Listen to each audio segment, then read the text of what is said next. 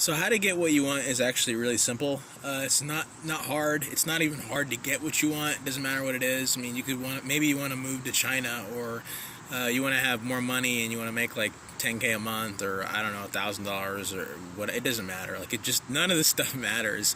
It's all specific outcomes that we place these certain levels of importance on. We're like, oh, I could never get that because that's too important, that's too far out, that's too hard for me. But this other thing, I'm sure that I could get that, right? You know, you go talk to people and you say like, hey, you know, things like, do you ever think that you could be a millionaire? And they're like, no, I could never be a millionaire. Maybe if I won the lotto, I could be, but I could never be a millionaire.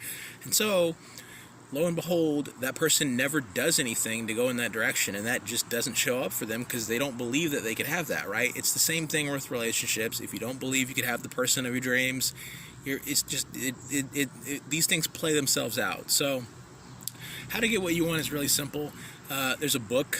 It's in the description, but like, it's free. You can literally just read it. But it's how to get what you want is not hard. We make it hard. We make it hard because we think there's some sort of long, drawn-out process we have to go through, or we're going to have to work 90 hours a week for 50 years, and then finally we're going to get the things that we want. It's not hard. It's really not.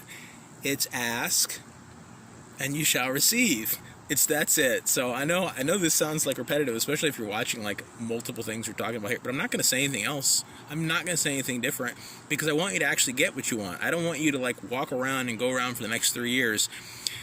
There's a feeling that you get when you're wondering. It's really a bad feeling. It's a feeling that you get where you're like, I wish my life could be more than this.